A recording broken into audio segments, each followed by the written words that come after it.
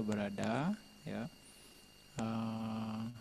Kita berjumpa lagi di kesempatan yang baik ini untuk ya bisa dikatakan Bante mempunyai kesempatan, diberikan kesempatan untuk sharing Dhamma.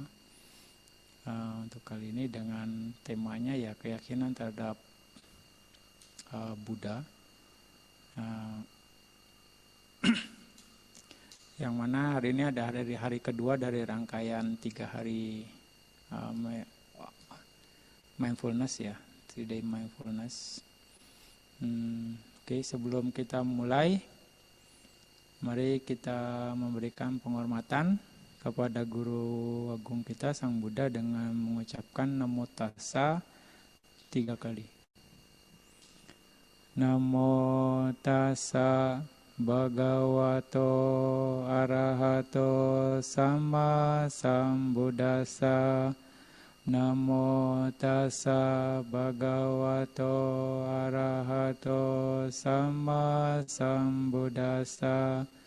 Namo Tassa Bhagavato Arahato Sama Sambuddhassa. Terpujilah Sang Bhagawa yang mulia, yang pantas dihormati, yang tercerahkan sempurna. Ya, malam ini tanggal 27 ya. 27 hari Sabtu. Hari Minggu ya, hari Minggu tanggal 27. Dalam di komunitas berbuat baik, dia akan memberikan ceramah Dhamma, akan sharing Dhamma dengan tema keyakinan terhadap Buddha. Ya. Semoga ini bisa ya memberikan gambaran lebih jelas ke depannya untuk Anda semua. Betapa pentingnya keyakinan atau sada itu sendiri dalam segala hal, terutama dalam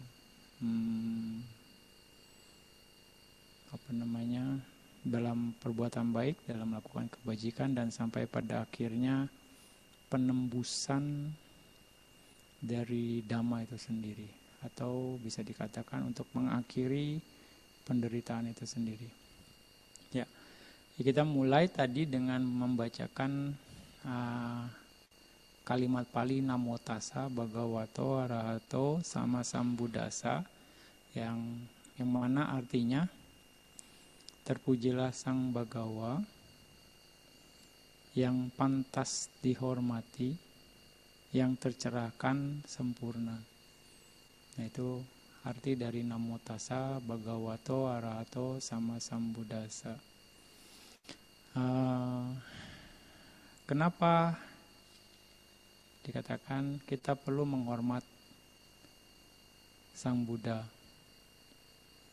Ya, jadi Anda harus bisa paham, jangan cuma ikut-ikutan, jangan cuma katanya-katanya.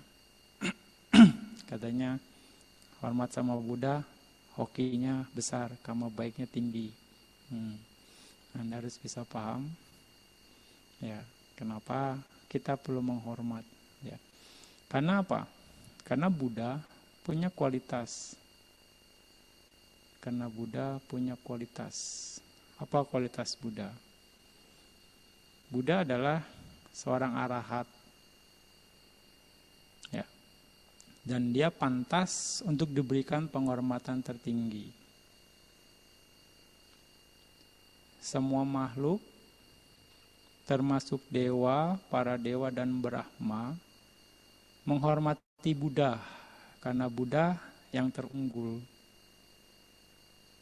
yang telah melenyapkan semua kekotoran batinnya, yang menjadi tercerahkan sempurna berkat usahanya sendiri melalui perealisasian 4 kebenaran mulia dan yang memiliki atau diberkahi dengan 6 kualitas kemenangan tertinggi, yaitu yang pertama Isaria, supremasi atau keunggulan.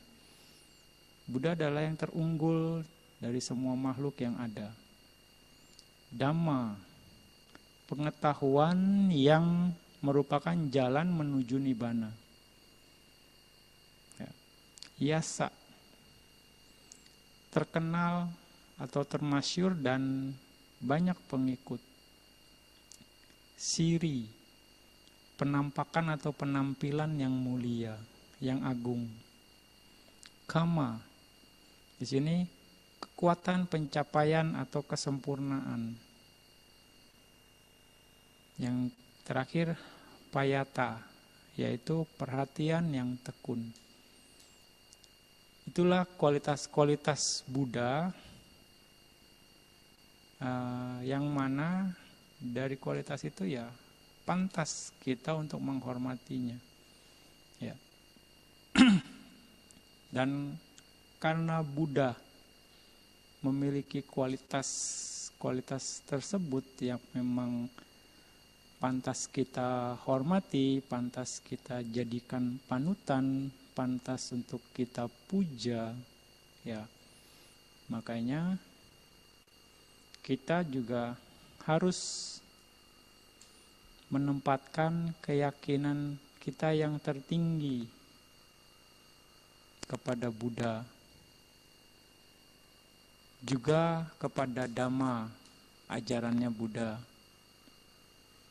dan juga kepada Sangha yang mana merupakan siswa-siswa muridnya Buddha yang menjalankan Dhamma, yang mempraktekkan Dhamma, ajarannya Buddha.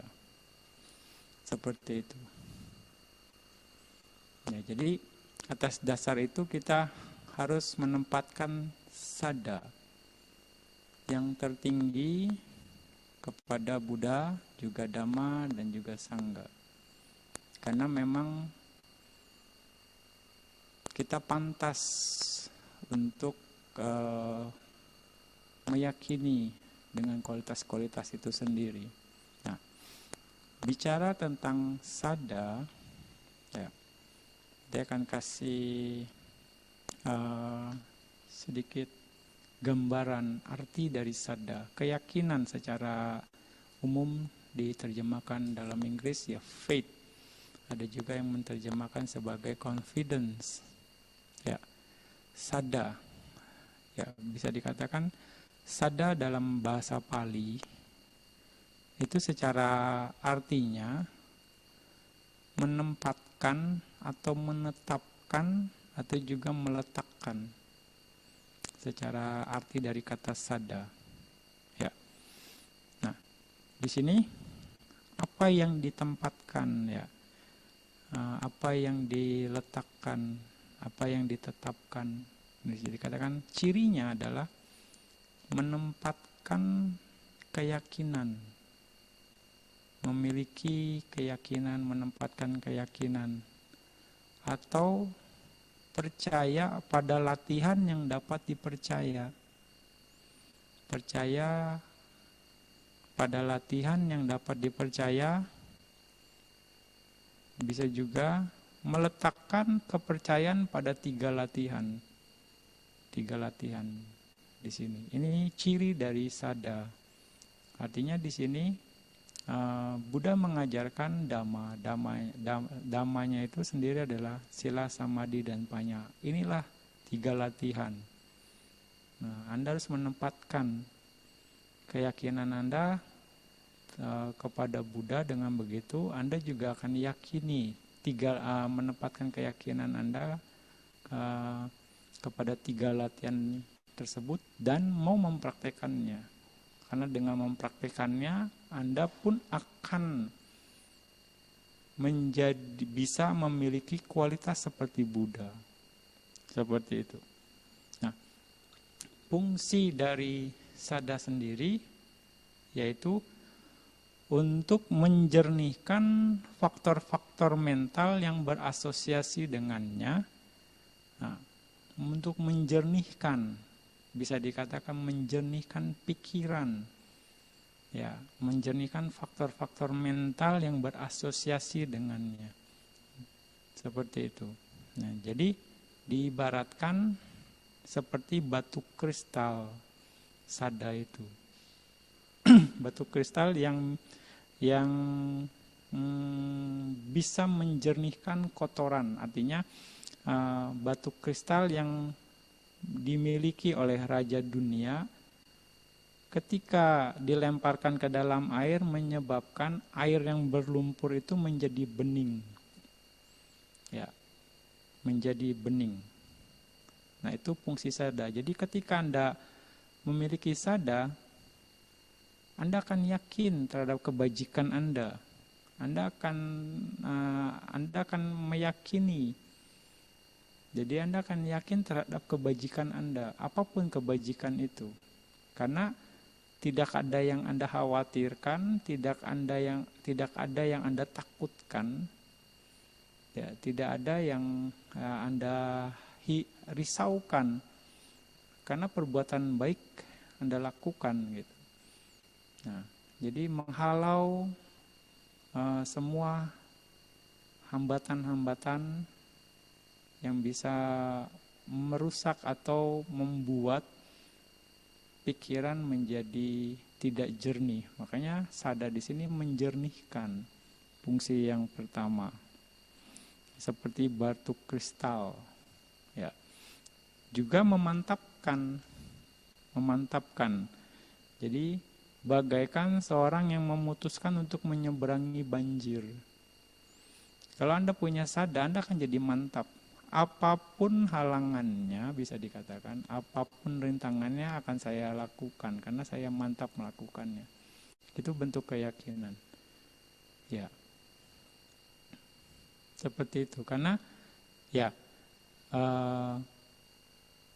ketika Anda punya sada, Anda tidak akan ragu untuk berbuat baik, Anda akan semakin mantap, dengan kata lain, untuk berbuat baik. Ada keyakinan di sana, ini bermanfaat, ini sesuai dengan kebenaran, saya akan lakukan. Ini sesuai dengan apa yang Dhamma bilang, Buddha ajarkan, saya akan lakukan. Ya, karena apa yang itu adalah kebenaran.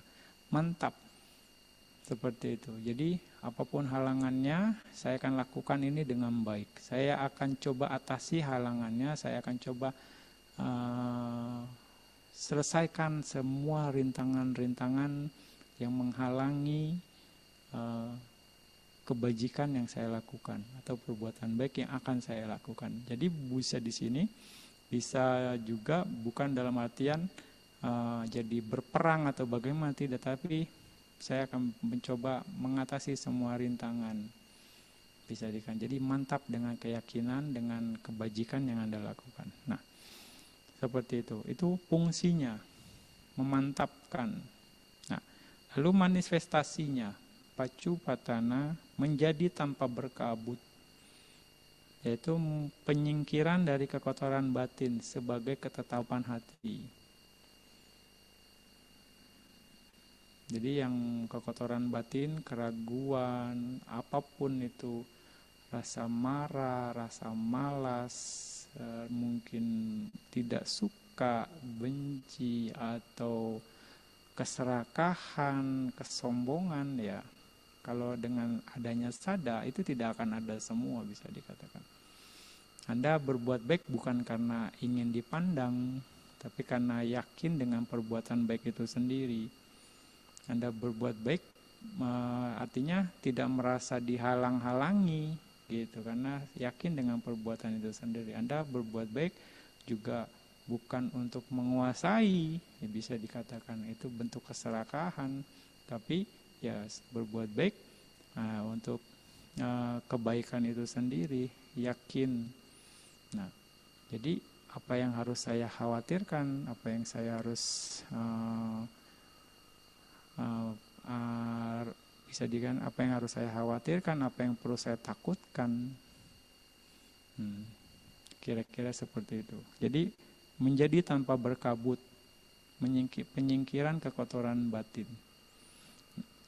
Seperti itu. Nah, dalam Milinda Panha ya dikatakan Bhante Nagasena di sana mendeskripsikan sada itu adalah sebagai seperti ketenangan dan aspirasi. Ketenangan dan aspirasi. Nah, jadi beliau menggambarkan ketika keyakinan timbul,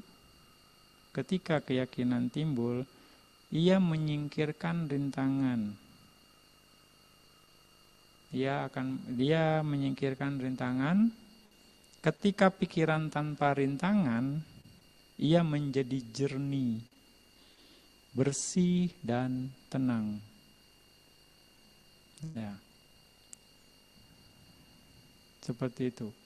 Ketika keyakinan timbul, Bante ulang, ketika keyakinan timbul, ia menyingkirkan rintangan.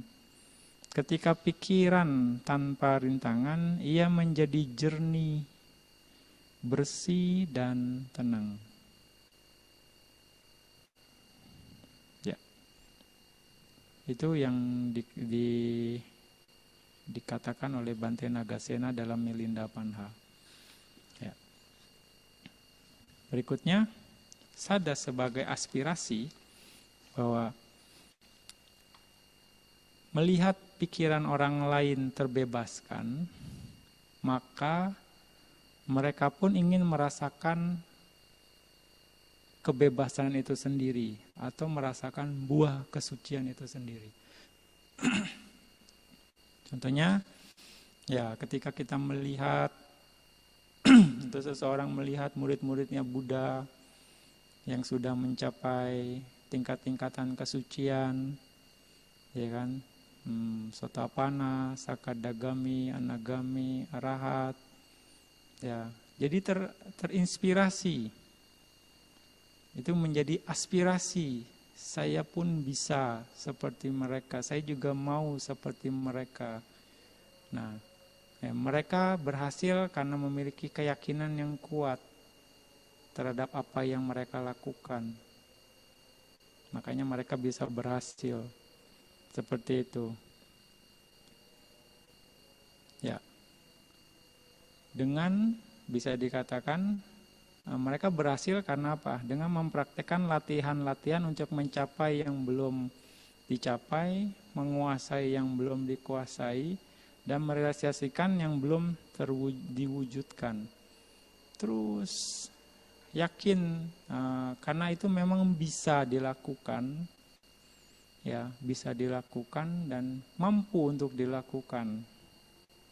Dan kita akan berusaha untuk menguasai yang belum dikuasai, ya mencapai apa yang belum dicapai, merealisasikan yang belum diwujudkan. Karena sudah banyak yang mencapai, sudah banyak yang menguasai, sudah banyak yang mewujudkan ini, gitu. Jadi dengan sada itu mengaspirasi untuk kita untuk melakukannya. Bisa dikatakan seperti itu. Ya, contoh kecil bisa dikatakan dalam komunitas ini, Anda yang bermeditasi, ada yang bisa dikatakan berhasil dalam tahapan tertentu untuk bisa melihat sesuatu karena dari konsentrasi. Ya kan? Seperti itu. Dengan konsentrasi dan didukung oleh parami di masa lampau, akhirnya seseorang meditator atau yogi bisa mendapatkan sesuatu. Nah, berarti di sini kan ada pembuktian pada tahapan itu benar. Ada yang namanya hasil konsentrasi menghasilkan sesuatu yang dibilang seperti nimitta. Nimitta berbentuknya macam-macam. Kira-kira seperti itu. Nah, ini kan jadi mengaspirasi kita. Oh iya, mereka bisa. Saya pun yakin bisa. Saya akan coba mewujudkan yang belum diwujudkan. menjadi aspirasi. Seperti itu. Ya. Nah, jadi dikatakan perumpamaannya untuk aspirasi ini ketika serombongan orang ya berada di tepi sungai yang sedang banjir, dan mereka tidak mengerti, tidak menguasai medan kondisi sungai itu bagaimana, ya. Akhirnya mereka ragu-ragu untuk menyeberang. Karena mereka tidak memahami situasinya. Tapi di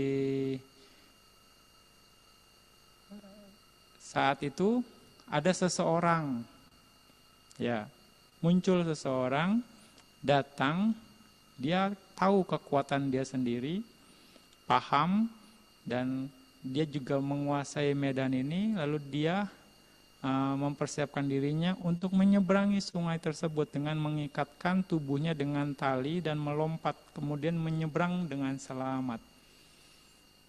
Gitu. Jadi persiapan dia ada, mengetahui dengan baik, dia punya persiapan, dia ada alat-alatnya, dia seberang dengan perhitungan itu, dia menyeberang sungai itu dan akhirnya selamat. Nah, karena sudah ada yang berhasil menyeberangi sungai tersebut dalam kondisi yang demikian, akhirnya orang-orang yang melihat bahwa ada yang berhasil menyeberangi itu terinspirasi. Ya, saya pun bisa, saya akan berani menyeberang juga. Dia bisa, saya pun bisa. Bisa dikatakan seperti itu. Nah, itu perlu keyakinan, perlu sadar. Ada pembuktian. Bisa karena sudah ada yang membuktikan. Kira-kira seperti itu. Jadi dikatakan sadar adalah juga aspirasi, suatu aspirasi. Ketika mendengar, mengetahui, melihat, bisa dikatakan mengetahui lah bahwa murid-murid Buddha bisa mencapai Sotapanna, Sakadagami, Anagami, dan Arahat. Ya, kita pun harus punya keyakinan mereka bisa, saya pun bisa, akan mengarah ke sana, gitu. Karena semua dhamma yang Buddha ajarkan masih bisa dijelaskan dengan baik, sesuai dengan tahapannya, dan masih bisa dibuktikan dengan baik sesuai dengan tahapannya, gitu, sesuai dengan tahapannya itu sendiri. Nah, di situ.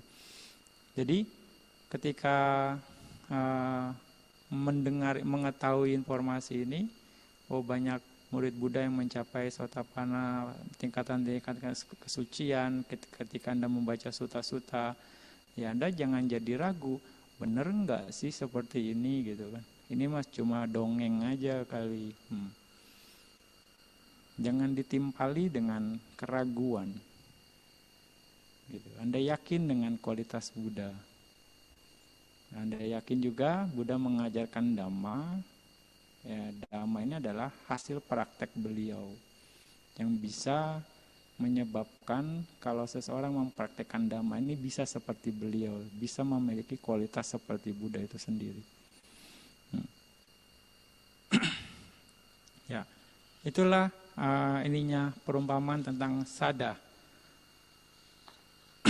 Sada. Ya, jadi pengertian-pengertian ini Anda harus bisa pahami juga. Jadi sada ini nggak cuma sebatas yakin, tapi juga Anda bisa paham kenapa harus yakin. Karena ada yang bisa membuktikan. Kenapa saya harus meyakini, misalnya meyakini Buddha. Karena Buddha punya kualitas. Gitu. Nah, di landasan dari sada itu sendiri, keyakinan itu sendiri, ya kita harus yakin terhadap kualitas Buddha.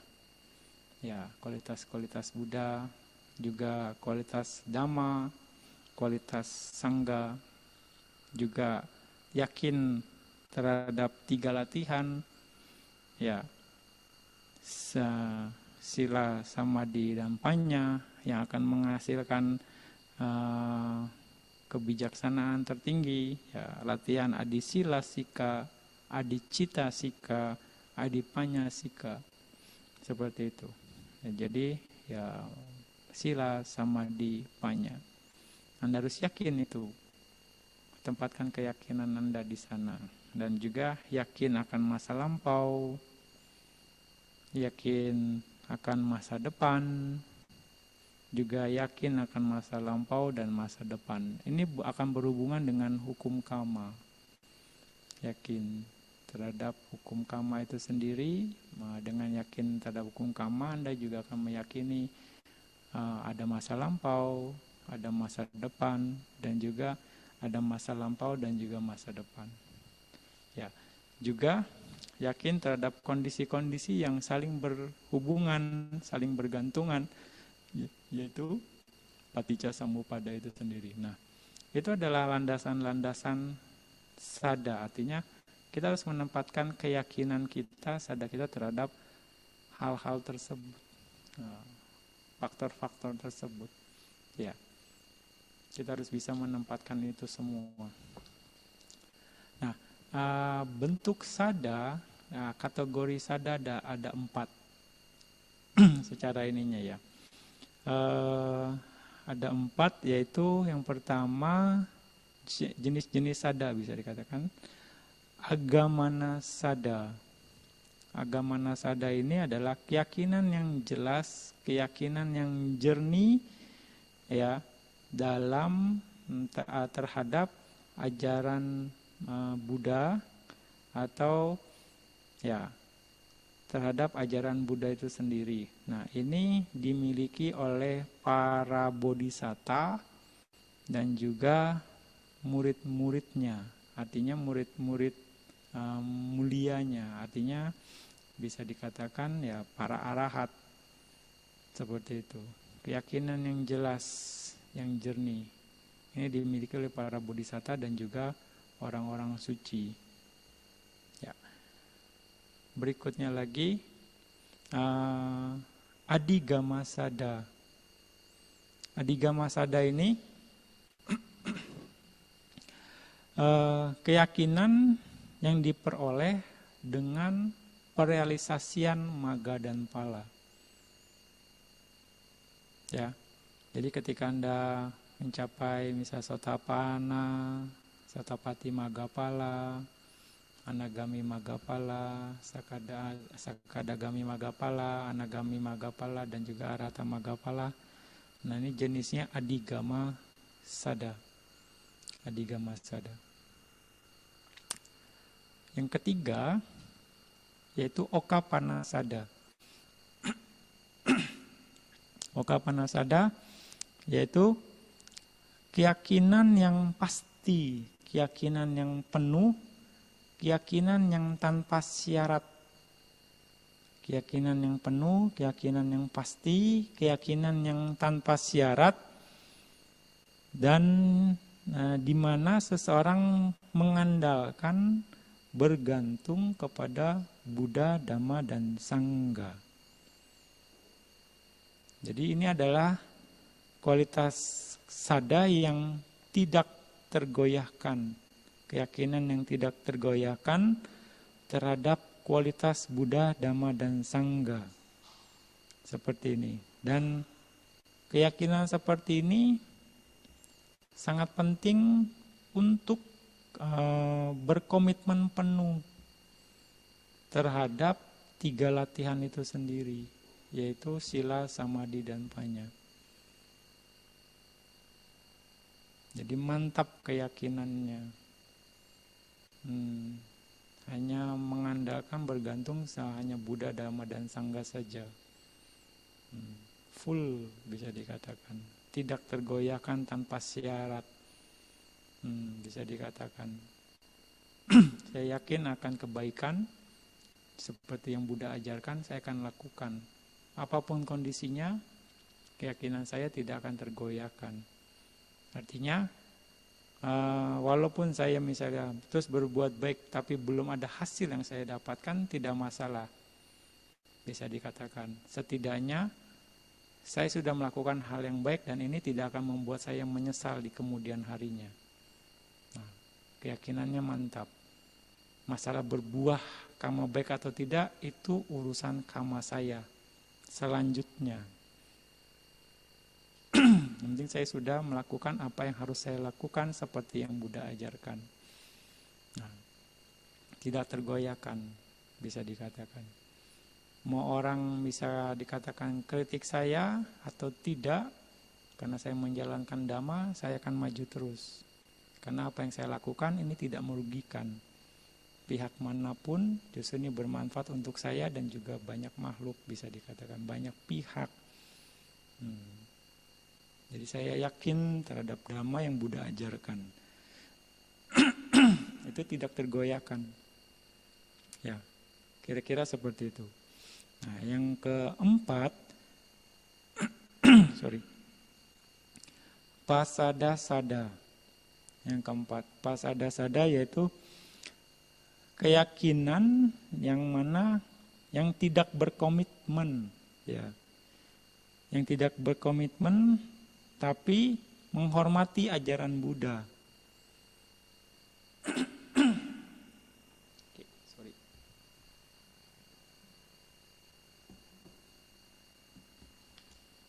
Keyakinan yang tidak berkomitmen, yang tidak mau berkomitmen, tapi dia menghormat, dia respect terhadap ajaran Buddha.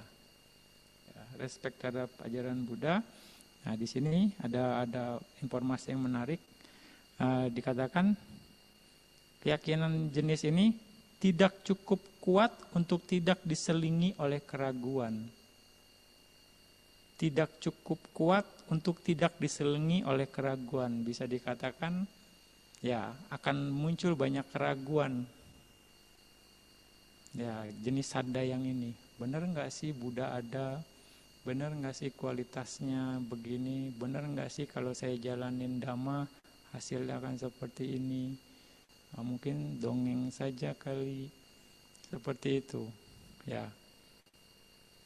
Nah, jadi akan banyak muncul keraguan, tapi dia respect terhadap ajaran Buddha itu sendiri. Tapi juga selain itu dia pun respect terhadap ajaran guru-guru yang lain. Kalau ada orang yang mengajarkan tentang kebaikan, dia juga respect. Walaupun itu bukan Dhamma. Bisa dikatakan. Ya, orang akan berpikir sama aja, yang penting baik. Kira-kira seperti itu. Ya. Nah, yang keyakinan jenis ini tidak akan dapat tidak akan mendukung untuk berkomitmen penuh terhadap 3 latihan. Kayaknya orang-orang seperti ini mungkin kalau diajak meditasi nggak mau. Enggak lah, saya misalnya cuma ya nggak berbuat jahat aja sama orang udah cukup deh gitu. Nggak berkomitmen, ayo meditasi. Enggak lah, cukup lah saya, yang penting nggak merugikan orang lain aja. Saya di rumah aja. Mungkin dia nggak mau jaga sila, buat apa sih jaga sila, susah-susah gitu. Yang penting saya bisa jaga pikiran aja deh, nggak ngerugin orang. Dia nggak mau berkomitmen sila, samadhi, dan panya terhadap 3 latihan. Walaupun ya dengan karena respeknya itu dia bisa memberikan misalnya penghormatan atau pemberian yang sangat besar. Ya, pemberian yang sangat besar, misal berdana dalam jumlah yang besar, yang banyak. Cuma sebatas itu saja. Ya. Tapi dia nggak mau komitmen. Yang penting ya udah cukup lah, berdana saja buat saya cukup, yang lain saya belum sanggup, bisa dikatakan. Bahkan ya misalnya ada pentabisan atau apa, pabaja, samanera atau biku, sementara dia ikut ya, bisa sebatas euforia itu saja. Hanya sebatas itu saja. Misalnya 10 hari sudah gitu. Tapi ya sudah, cuma sebatas mungkin ikut-ikutan atau bagaimana, tidak untuk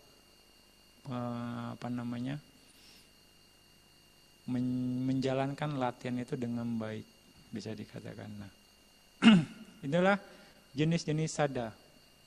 Jenis-jenis sada yang ada, bisa dikatakan. Nah, Anda bisa lihat Anda termasuk yang mana.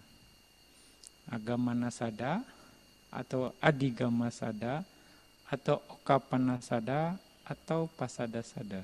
Ya. Silakan Anda review sendiri. Ya. Ini akan terlihat, dan dari mana Anda berada Anda harus improve.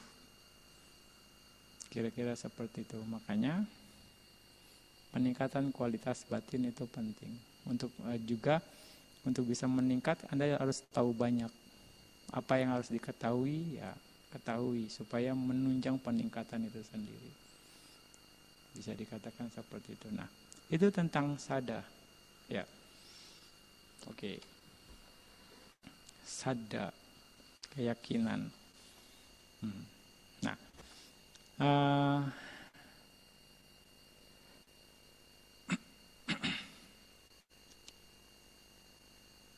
sekali lagi, kenapa kita harus meyakini kepada Buddha? Ya, balik lagi karena Buddha memiliki kualitas. Memiliki kualitas yang harus kita yakini.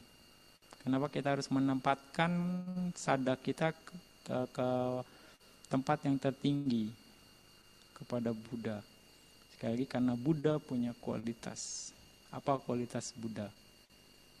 Kualitas Buddha ada 9. Arahang sama sambudo, wijacarana sampano, sugato, lokawidu, anutaro purisa dhamma sarati, sata dewa manusanang, budo, bagawa. Ya. Itu adalah kualitas-kualitas Buddha yang memiliki arti. Ya, memiliki arti yang beragam gitu. Jadi kita juga harus mengerti ini. Anda harus mengerti kualitas Buddha itu seperti apa. Ya, seperti contoh arahang yang sering Bante singgung dalam memberikan petunjuk meditasi. Arahang itu sendiri ada 5 kualitas, ada 5 arti dari arahang. Ya, dia secara harfiahnya, arahang itu telah menghancurkan segala kekotoran batin, maka layak dipuja. Ya, kualitas Buddha yang pertama. Ya, arahang yang menghancurkan segala kekotoran batin dan layak dipuja. Itulah kualitas Buddha. Ya, araka artinya sudah menjauh dari kekotoran batin. Menjauh dari kekotoran batin. Arti dari arahang. Dan juga memusnahkan musuh-musuhnya, yaitu kekotoran batin itu sendiri. Ya, memusnahkan kekotoran batin itu sendiri. Nafsu dan yang lain-lainnya. Kilesa, ya, kekotoran batin, dan yang lain-lainnya, keserakahan. Itu arti dari arahang. Berikutnya adalah arahata. Arti darinya telah mematahkan jeruji lingkaran kelahiran. Ya, arahata, arahang dari kata arahata juga. Telah mematahkan jeruji lingkaran kelahiran. Telah mematahkan jeruji lingkaran kelahiran. Ya, artinya tidak ada kelahiran lagi. Itu adalah kualitasnya. Berikutnya araha, yang layak dipuji. Yang layak dipuji. Layak dipuja. Gitu. Layak dipuja, layak menerima penghormatan, layak menerima persembahan. Layak menerima persembahan. Nah, itu adalah arti dari arahang yang keempat. Yang kelima, raha bawa. Artinya di sini tidak melakukan keburukan bahkan di tempat tersembunyi sekalipun. Bahkan di tempat tersembunyi sekalipun, tidak melakukan keburukan bahkan di tempat tersembunyi sekalipun. Inilah kualitas dari arahang itu sendiri. Nah, makanya kita harus mencontoh. Kalau kita punya keyakinan terhadap Buddha, kita harus mencontoh kualitas ini. Ya, kita berusaha untuk terbebas dari kekotoran batin. Kalau kita berusaha menjauhkan diri dari kekotoran batin. Kalau memang kita belum terbebas saat ini, bisa dikatakan, tapi kita berusaha untuk mengendalikan kekotoran batin itu sendiri. Yang pada akhirnya kalau kita konsisten melakukannya, kita pun akan menjadi terbebas dari kekotoran batin. Itu makanya kita harus mencontoh dari Buddha. Ya, kualitas Buddha itu sendiri kita harus contoh.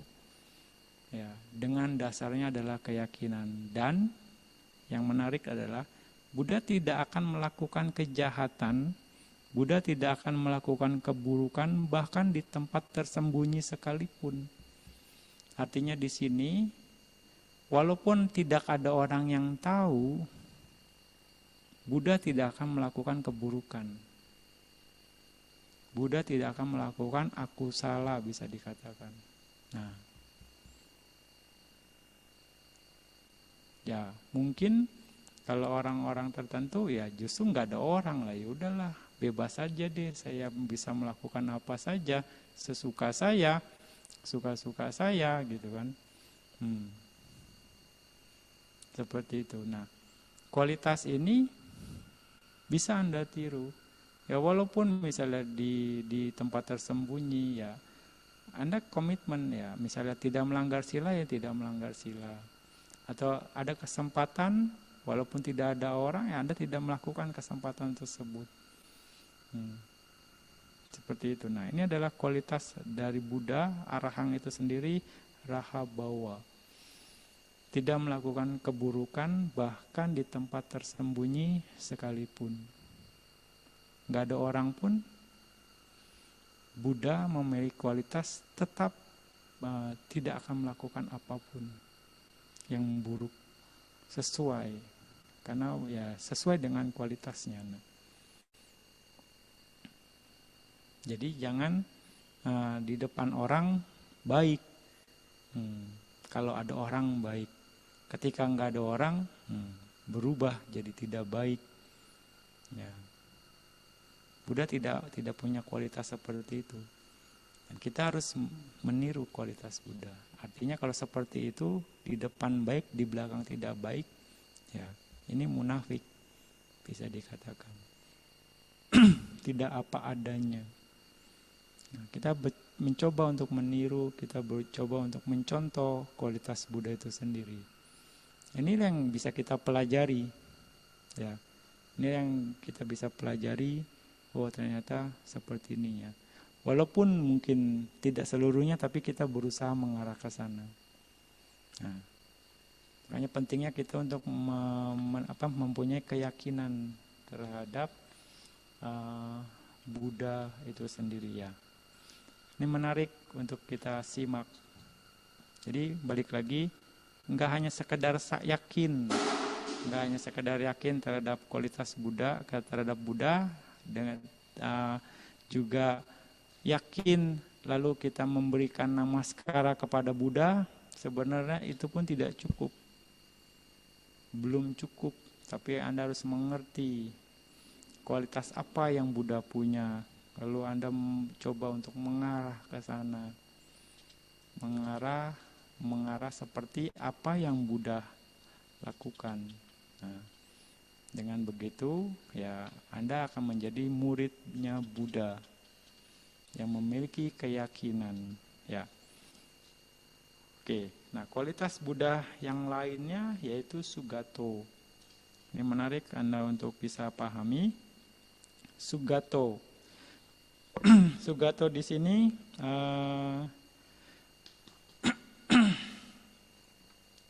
artinya adalah yang berucap benar dan bermanfaat.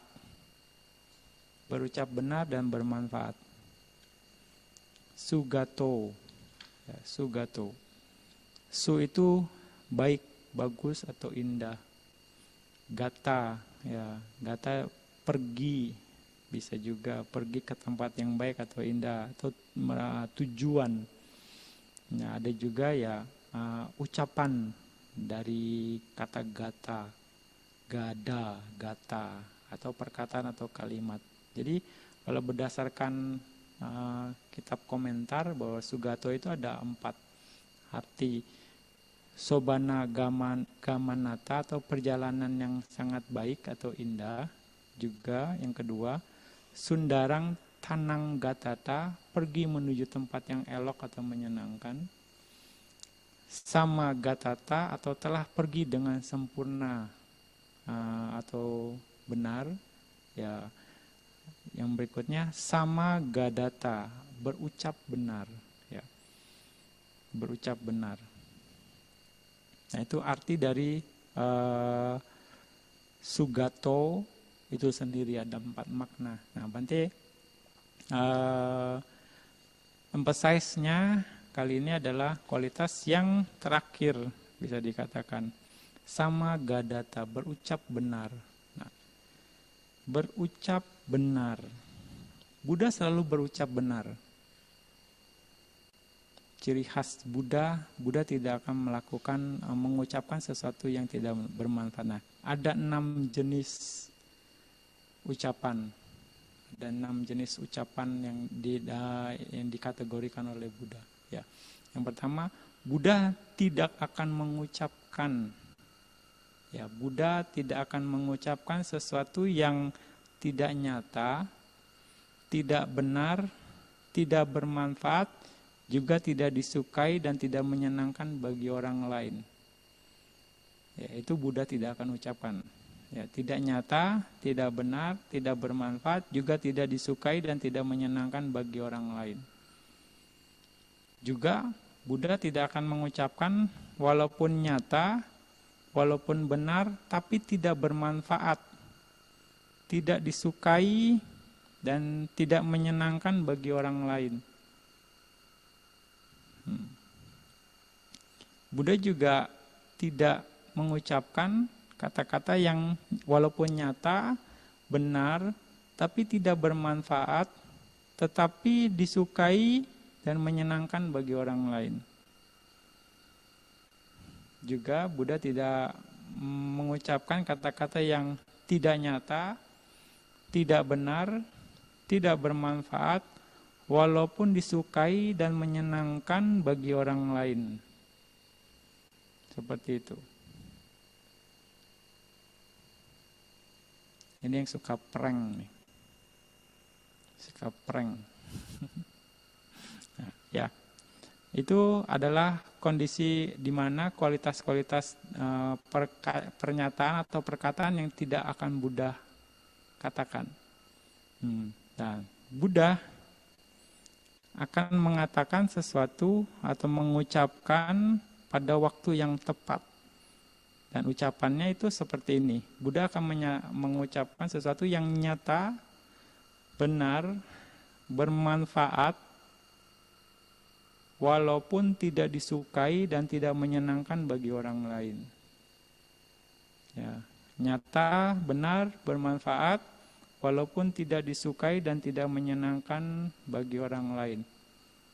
Makanya Buddha mengajarkan, ayo jaga sila. Nah, bagi sebagian orang mungkin tidak suka, susah, tidak menyenangkan, gak bebas. Ayo meditasi.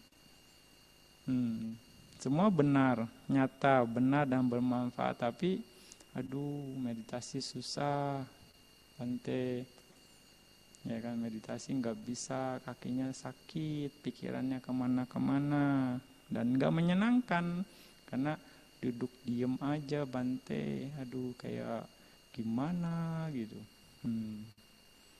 Bante pernah punya pengalaman, ada umat yang cerita, dia diajak meditasi sama saudaranya gitu.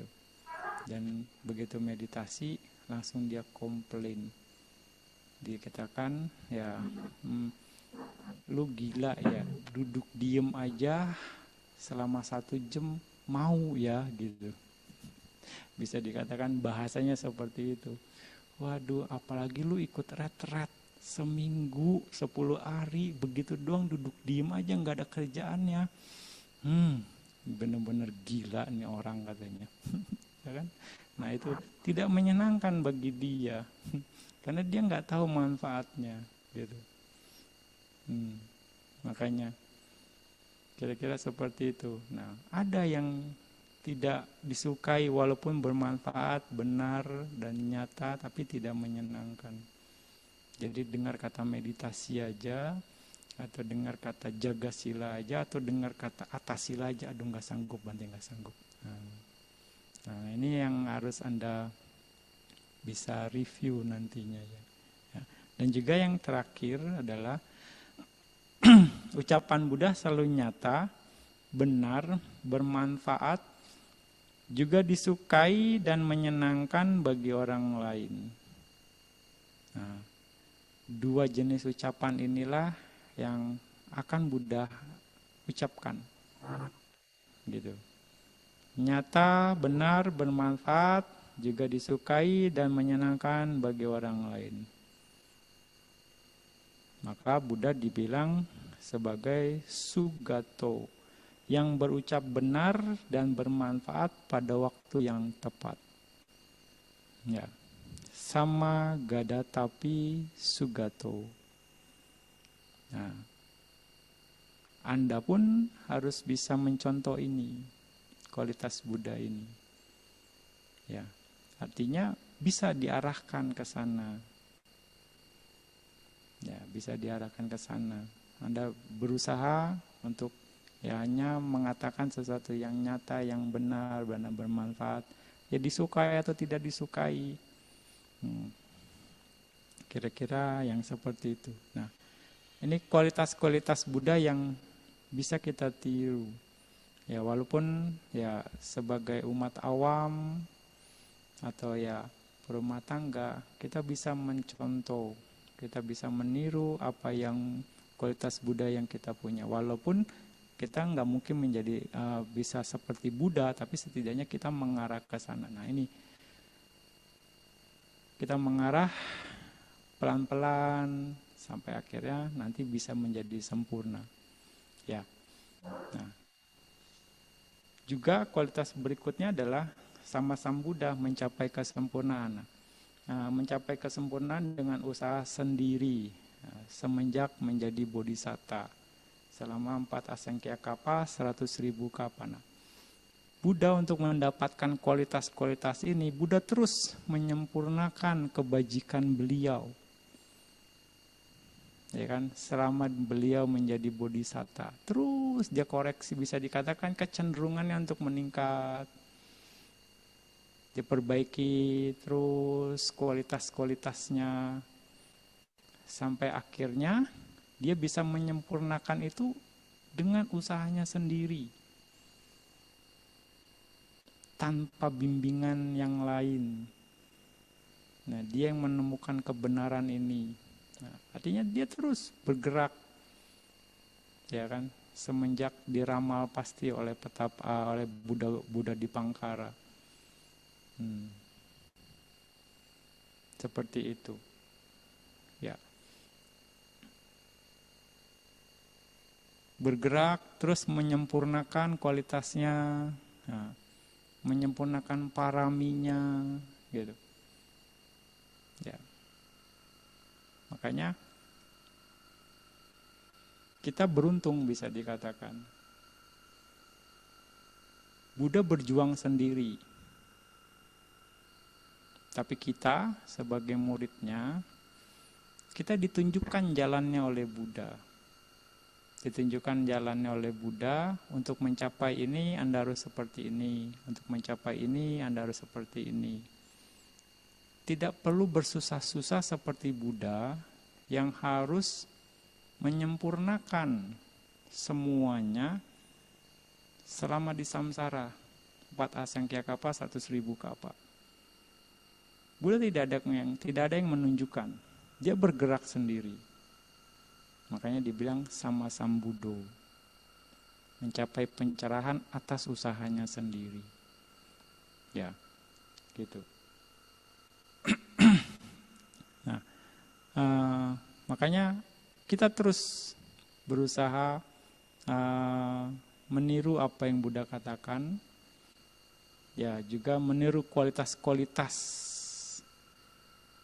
Buddha itu sendiri, ya, untuk menjadi jadi umat yang baik.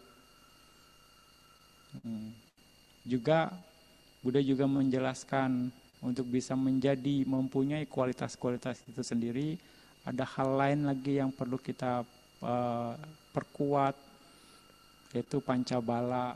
Misalnya kualitas-kualitas sada, wirya, sati, samadhi, dan panya. Ya, itu pun harus Anda perkuat juga. Nah, terus seperti itu. Makanya kita harus jadi orang yang baik. Gitu. Jadi orang yang baik karena memang Buddha mengajarkan kebaikan. Ya, Anda harus yakin ini. Nah, ketika Anda jadi orang yang baik, sada Anda akan menjadi baik. Ya, sampai akhirnya sada Anda akan sempurna. Terus meningkat. Sada Anda menjadi sempurna. Begitu juga wirya Anda. Ya kan, dengan jadi orang baik, ya Anda akan mengusahakan untuk menjadi orang baik. Sampai akhirnya ya menjadi sempurna. Begitu juga sati Anda, bagaimana berpikir baik, punya perhatian untuk selalu berbuat baik, berpikir baik, berucap baik, ada perhatiannya di sana. Ya kan? Sehingga akhirnya nanti terus Anda lakukan sampai Anda bisa menyempurnakan kebaikan itu sendiri. Juga konsentrasi Anda, bagaimana berkonsentrasi yang baik, berkonsentrasi objek meditasi yang baik, juga punya pengertian yang baik, punya kebijaksanaan yang baik, ya, sampai akhirnya Anda bisa jadi menyempurnakan konsentrasi Anda, bisa menyempurnakan kebijaksanaan Anda, seperti itu, seperti Buddha pada akhirnya. Nah, Buddha menjelaskan itu semua. Buddha bisa menjelaskan itu semua karena Buddha punya kualitas. Kualitas itu didapat dari pengalaman dia. Ya, kualitas itu didapat dari pengalaman dia melakukan. Jadi Buddha mengerti bagaimana. Buddha menjelaskannya. Kira-kira seperti ini. Kita pun bisa. Buddha sudah mengajarkan. Kita hanya tinggal meniru apa yang Buddha lakukan. Mencontoh apa yang Buddha lakukan. Ya, untuk itu ya kita harus meyakini bahwa memang Buddha punya kualitas itu. Ya kan? Nah, kira-kira seperti itu. Ya, sampai akhirnya kita pun bisa menjadi sempurna. Sempurna sadanya, perfect bisa dibilang, wiryanya, satinya, samadhinya, panyanya. Nah, dengan begitu ini kan dengan kesempurnaan faktor-faktor dhamma yang baik ini membuat kita bisa mempunyai kualitas seperti yang Buddha miliki.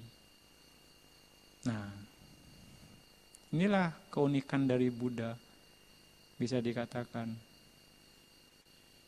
Buddha mengajarkan muridnya untuk menjadi atau untuk mempunyai kualitas seperti yang dia miliki. Gak ada guru lain yang seperti ini. Inilah keunikan Buddha dan Dhamma.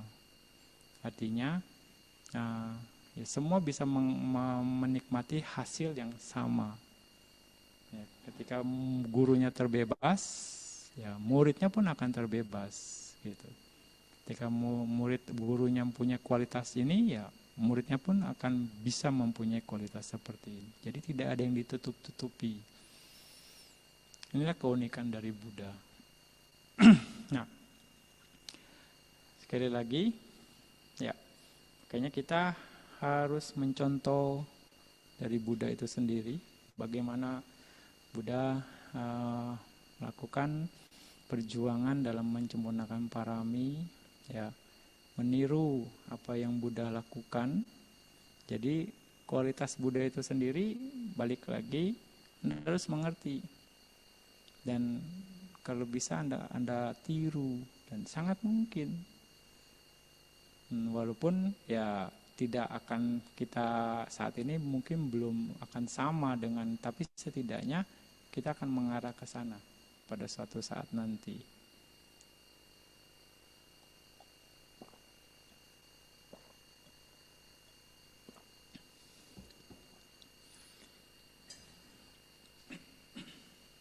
Oke, nah berikutnya ya, Buddha mengajarkan kebaikan. Yang tadi sudah Bante singgung sedikit. Buddha mengajarkan kebaikan. Dan mengajarkan kebaikan, ya artinya mengajarkan Dhamma. Mengajarkan Dhamma, mengajarkan kebaikan. Nah, berdasarkan pengalaman. Berdasarkan pengalaman melakukan kebaikan. Berdasarkan pengalaman melakukan kebaikan selama 4 asengkya kapa, 100.000 kapa. Ya kan? Artinya di sini Buddha menyempurnakan parami. Untuk bisa menyempurnakan parami, artinya kan dia melakukan kebajikan selama di samsara. Anda sudah bisa paham kan parami itu apa? 10 parami. Ya kan? Buddha lakukan itu. Buddha sempurnakan itu semua dengan usaha dia sendiri. Nah, bahkan jauh sebelum itu juga, jauh sebelum yang 4 asengkya kapa, 100.000 kapa itu sendiri, dia harus menyempurnakan parami melalui pikiran, kebaikan melalui pikiran, lalu ucapan, lalu juga perbuatan badan jasmani, sampai akhirnya dengan modal itu dia bisa bertemu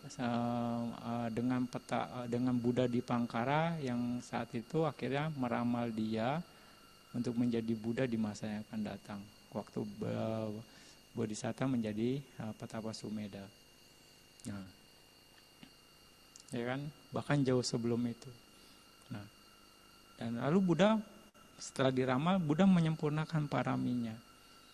Ya, jadi Buddha mengajarkan kebaikan, ya seperti secara singkatnya dana, sila, samadhi, gitu kan.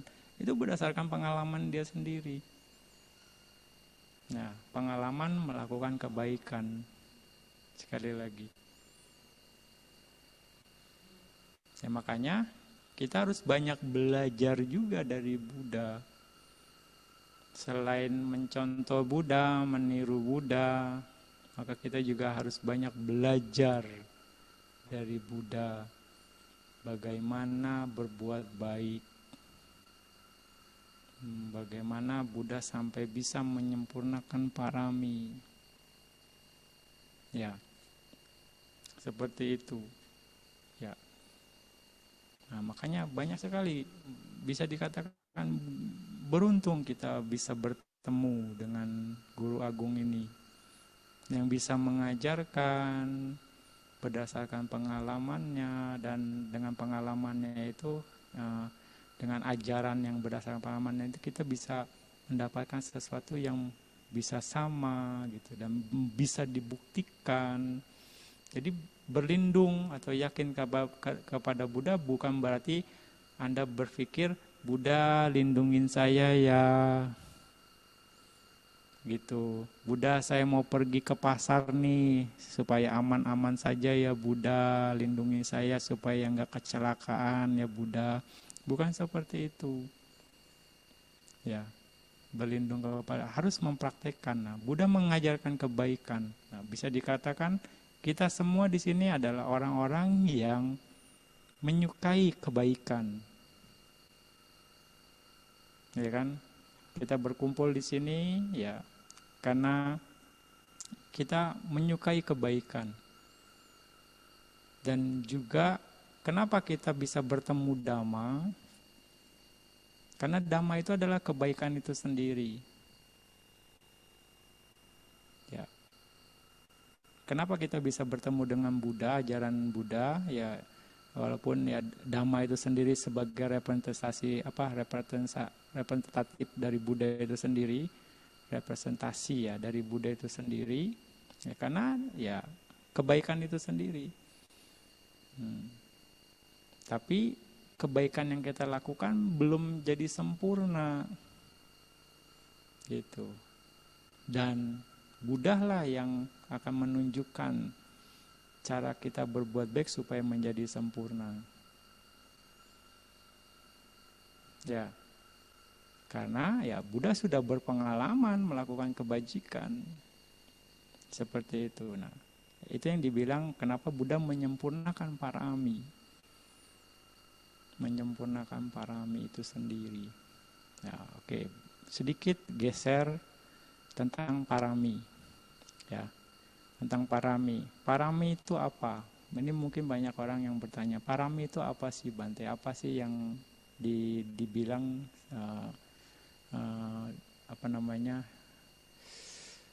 yang dikategorikan sebagai parami. Ya, parami adalah kualitas yang mulia. Kualitas mulia ya seperti berdana, jaga sila dan sebagainya. Tapi di sini catatannya adalah ketika kita melakukan kualitas-kualitas mulia atau kebajikan-kebajikan itu tidak dikotori oleh keserakahan, ya, oleh kesombongan dan juga pandangan salah.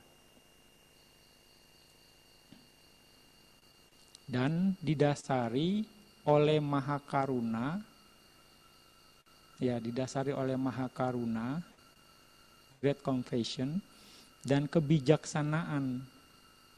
Kebijaksanaan, nah, yang mana kebijaksanaan ini adalah kemahiran dalam melakukan kebajikan. Ini yang dibilang parami. Ya. Kemahiran, kebijaksanaan dalam kemahiran melakukan kebajikan. Kemahiran dalam melakukan kebajikan.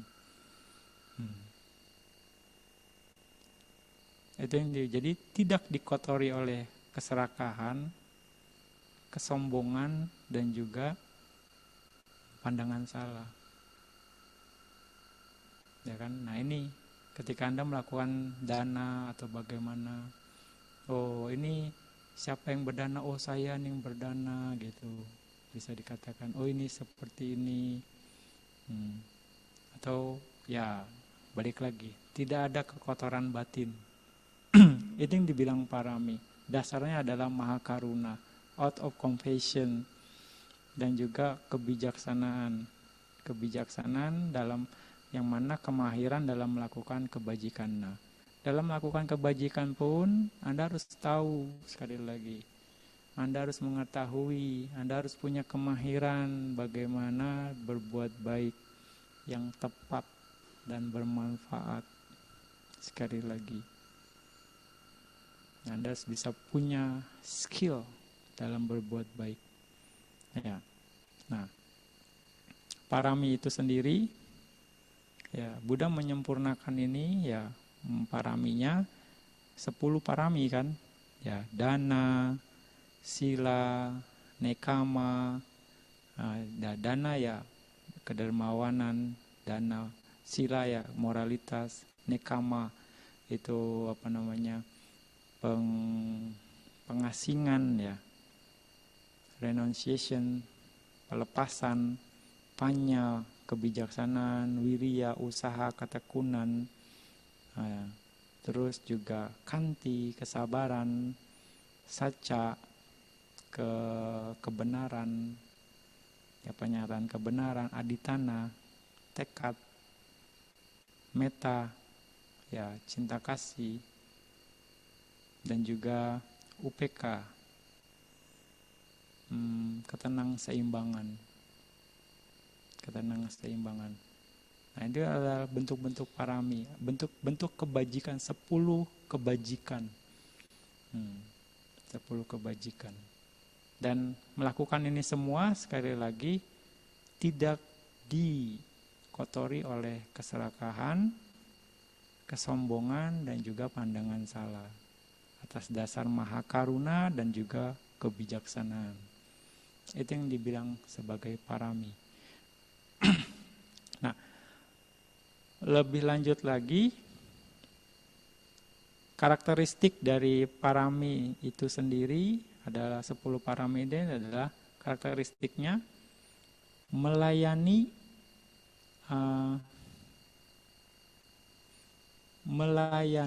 bisa dikatakan kebutuhan yang lain.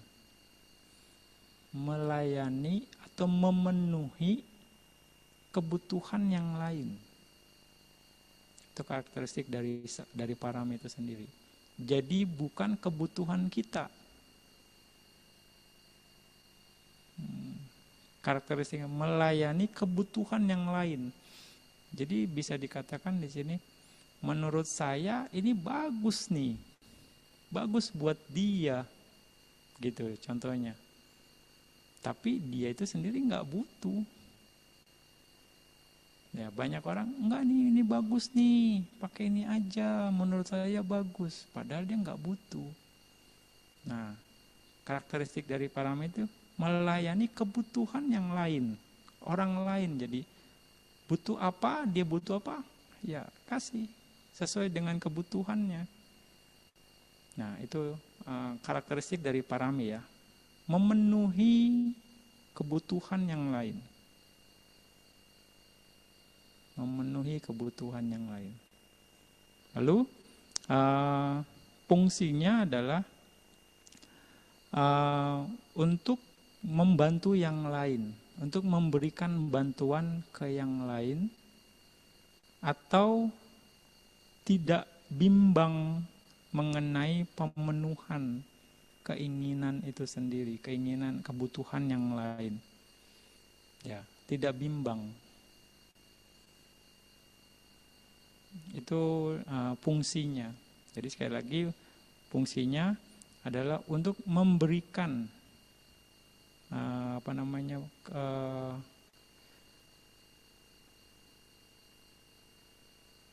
untuk memberikan asisten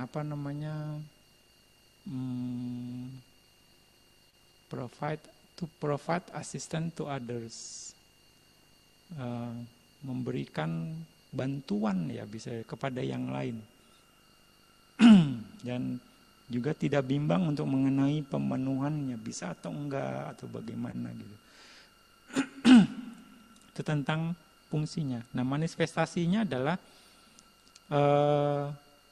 dalam pikiran kita itu ada sifat alami yang mengharapkan untuk kebahagiaan makhluk lain gitu. Manifestasinya gitu. Jadi di pikiran kita ada mengharapkan kebahagiaan dia gitu, kebahagiaan makhluk lain, atau bisa dikatakan bertekad untuk menjadi Buddha, effect of becoming a Buddha. Bisa juga karena memang dasar dia mau menjadi Buddha, yaitu juga karena maha karunanya. Nah, jadi sebab terdekatnya adalah maha karuna atau upaya kosalanyana, kemahiran dalam melakukan kebajikan. Ya. Pengertian ini harus Anda pahami supaya Anda bisa mengerti. Dengan begitu Anda bisa meningkatkan kebajikan Anda, kualitasnya. Jadi kebanyakan mungkin yang kita tidak sadari, kadang kebutuhan orang itu sesuai dengan keinginan kita, gitu.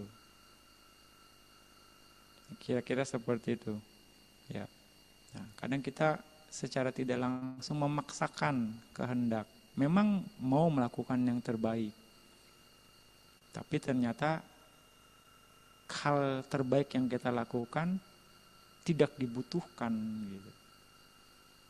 Bukan itu kebutuhannya, bisa dikatakan. Nah, jadinya melayani kebutuhan yang lain. Nah, jadi kita harus bisa pandai jeli di sini untuk melihat. Belum tentu bisa dikatakan yang baik itu bagus buat orang lain. Yang baik buat kita bisa dikatakan baik buat orang lain. Yang bagus menurut kita, bagus menurut orang lain belum tentu. Ya. Tapi kalau kita bisa memenuhi kebutuhan dia sesuai dengan kebutuhan dia saat itu, nah, itu akan lebih baik. Bisa dikatakan seperti itu. Ya, nah itulah ini dari parami. Nah, Buddha menyempurnakan parami sekali lagi. Ya, Anda sudah tahu yang upaparami dan parami, kategorinya upaparami dan paramata parami. Ya kan? Parami ya parami biasa. Upaparami ya itu yang berhubungan lebih menengah, upaparami.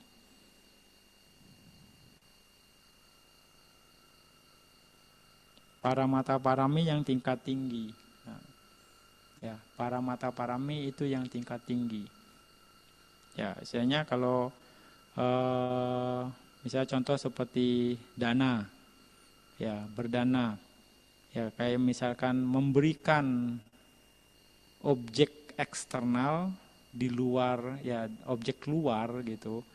Ya contohnya, ya bisa dikatakan di sini kekayaan, barang-barang atau bahkan anak atau istri, yaitu termasuk sebagai dana parami, dana biasa. Tapi kalau yang memberikan seperti anggota tubuh sendiri, tangan, kaki, mungkin darah, nah itu dibilang upa parami, ya.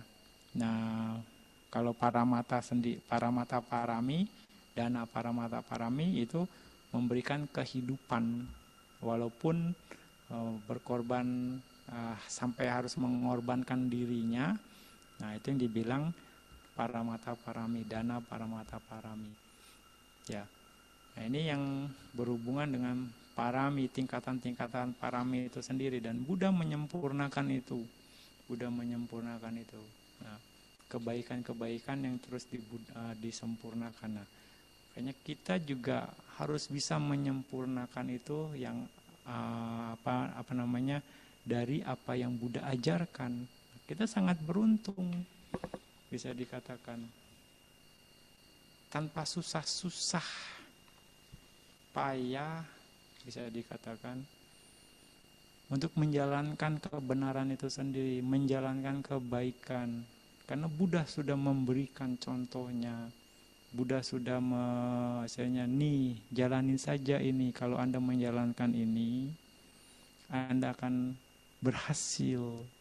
Makanya dengan begitu kita harus menempatkan keyakinan yang tinggi terhadap Buddha itu sendiri. Karena memang Buddha punya kualitas sekali lagi untuk ke sana. Nah, makanya itulah luar biasa. Maka kita harus bisa. Nah, Buddha memang makhluk yang agung. Dia menyempurnakan paraminya sendiri tanpa bantuan orang lain. Sekali lagi, itulah kualitas Buddha, ya. Kualitas Buddha yang harus kita pahami. Buddha menjabarkan semua kebaikan yang dia tahu. Demi apa? Demi keselamatan banyak makhluk. Out of compassion, karena maha karunanya. Karena Buddha masih bisa melihat, Buddha setuju dengan Brahma Sahampati bahwa masih banyak makhluk yang mungkin matanya tertutup sedikit debu yang masih bisa diselamatkan. Gitu. Dan Buddha melihat benar masih ada. Makanya Buddha mau mengajarkan Dhamma. Mengajarkan kebaikan. Berdasarkan pengalaman dia sendiri dalam melakukan kebaikan. Ya, makanya Buddha mengerti semua. Ya, ketika kita misalnya kita bisa bertemu dengan Buddha, Buddha akan mengerti apa kebutuhan kita. Nah, karena berdasarkan pengalaman dia, Buddha juga sudah mengalami ini, Buddha tahu kebutuhan ini. Nah, itu makanya beda. Ya. Ini yang harus kita, makanya kenapa kita harus memiliki keyakinan terhadap Buddha? Kita harus meletakkan keyakinan yang tinggi juga terhadap Buddha. Ya. Kenapa juga kita harus meniru apa yang Buddha lakukan? Mencontoh, ya, dan banyak belajar dari Buddha. Karena bisa dikatakan tanpa bersusah payah, ya, kita sudah bisa dikatakan karena sosok Buddha ini sendiri sudah menjabarkan Dhamma begitu luas, begitu indah, tinggal kita yang mempraktekkannya. Kira-kira seperti itu. Ya. Nah, tinggal bagaimana tingkatan sadar kita. Ini tinggal PR kita berikutnya. Apakah kayak yang 1, 2, 3 atau keempat? Sekali lagi. Ya. Seperti itu. Sebenarnya masih ada, tapi rasanya sudah cukup larut ya. Sudah 1,5 jam juga. Ini Bante tidak terasa. Ya. Mungkin Bante akhiri Dhamma Talk untuk kali ini, sharing Dhamma tentang keyakinan. Makanya Anda bisa, mudah-mudahan Anda bisa menangkap apa yang Bante jelaskan, bahwa Buddha pantas untuk dipuja, Buddha pantas untuk diberikan penghormatan karena Buddha memiliki kualitas gitu. Dan kualitasnya ini bisa dikatakan bukan kualitas kaleng-kaleng. Kualitasnya ini adalah kualitas yang dia praktekkan sendiri, ya, kualitas yang didapat hasil pengalaman dia sendiri. Lalu pengalaman untuk menemukan kualitas, pengalaman untuk menyempurnakan kualitas itu sendiri, dia berikan kepada murid-muridnya, kepada kita semua, untuk dipraktekkan, ya, dengan harapan, ya, semoga kita juga bisa mendapatkan kualitas yang sama seperti yang Buddha dapatkan. Ya, inilah kehebatan Buddha. Inilah keunggulan dari seorang Buddha, keistimewaan dari sama-sama Buddha. Gitu. Ya. Tinggal sekarang yang jadi pertanyaannya, apakah Anda adalah termasuk makhluk yang debunya sedikit di matanya, yang tertutup sedikit debu di matanya, atau yang banyak nih ketumpuk sama pasir? Itu yang jadi pertanyaannya. Ya. Oke. Semoga dengan penjelasan Bante ini Anda bisa menambah keyakinan Anda secara pemahaman, dan juga praktek Anda nantinya bisa menambah lebih yakin lagi, menambah Anda mau praktek Dhamma karena memiliki sadar yang kuat, dan akhirnya dengan keyakinan terhadap Buddha, Dhamma, dan Sangha, dengan praktek Dhamma itu sendiri membuat Anda terbebas dari penderitaan secepatnya Sadu, sadu, sadu. Anumodana Bante atas Dhamma Talk malam hari ini. Izinkan saya merangkum sedikit ya Bante, bahwa fungsi sada itu menjernihkan pikiran-pikiran kita, cetasika-cetasika yang berasosiasi dengan diri kita. Jadi sada itu seperti batu kristal yang bisa menjernihkan kotoran. Nah, lalu sada itu juga menginspirasi kita untuk segera mencapai magga dan phala. Nah, banyak jenis sada juga. Lalu Bante juga ada membicarakan tentang ke sifat-sifat agung Sang Buddha, mengapa Buddha itu pantas mendapatkan persembahan yang terbaik. Juga Buddha adalah sesosok guru yang sangat mulia, yang kita hormati, yang menjadi inspirasi kita untuk segera mencapai magga, phala, dan nibbana. Baik Bante, berikutnya permohonan maaf ya. Oke. Sebentar ya Bante. Let me share screen.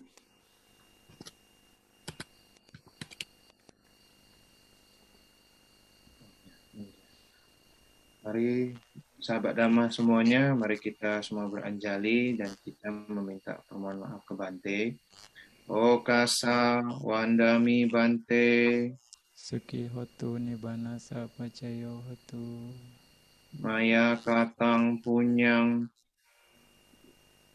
samani anumoditabang.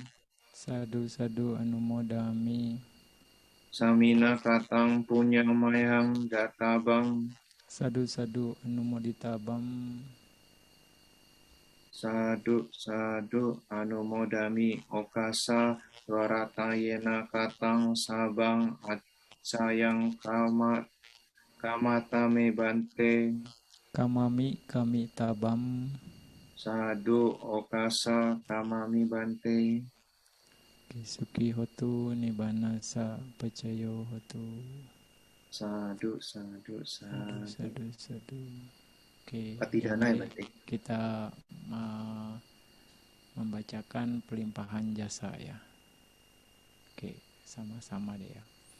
Etawata ca amehi sambatam punya sampadam sabe dewa anumodantu sabe buta anumodantu sabe sata anumodantu sabba sampati siddhya idame nyatinang hotu sukita hontu nyatayo idame nyatinang hotu sukita hontu nyatayo idame nyatinang hotu sukita hontu nyatayo idame punyam asawakayang wahang hotu idame punya nibbana sapacayo hotu mama punya bagam sabasatanam bajemi te sabe me samam punya bagam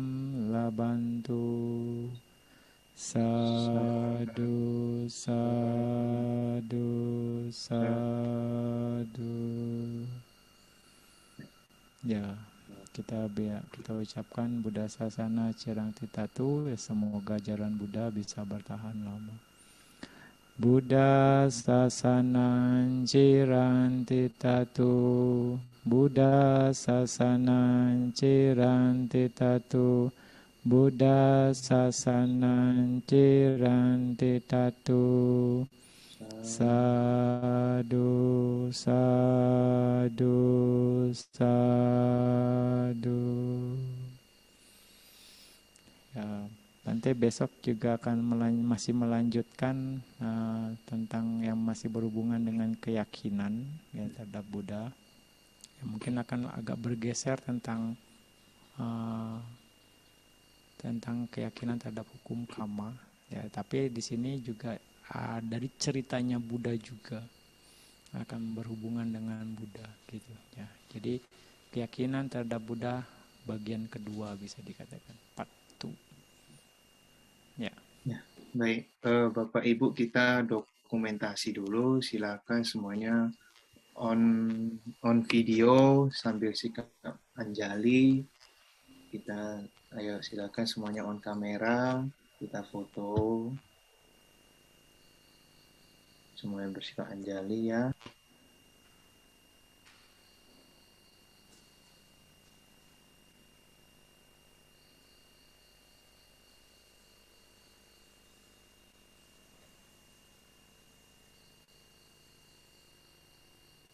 Oke, baik. Selesai. Baik, terima kasih Bante, terima kasih sahabat Dharma semuanya. Saya tutup dengan sebuah pantun kembali. Anak-anak belajar untuk taat, ke kantin untuk beli cemilan. Semoga ceramah bermanfaat, semoga kita punya keyakinan. Sadu. Sadu, sadu, sadu. Nah, baik, kembali mengingatkan Bapak Ibu untuk bergabung lagi besok di hari terakhir di pukul 7 pagi kita akan chanting lagi bersama Bante dan kembali interview dan besok ada Dhamma Talk. Ya, baik, selamat malam, selamat beristirahat. Terima kasih. Oke, Sukihoto semuanya. Selamat malam. Oke, itu Bante. Namodana Bante. Anumodana Bante. Anumodana Bante. Anumodana Bante. Ya.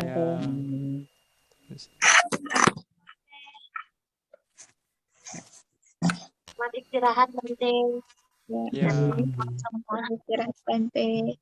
Selamat malam, selamat istirahat Bante. Terima kasih Bante. Kayaknya di Batam ya. Kayaknya di Batam. Oke. Kita akhiri ya. Ayo semuanya. Sampai jumpa besok. Sampai jumpa semuanya. Terima kasih. Terima kasih teman-teman semua. Terima kasih. Selamat Sampai jumpa besok.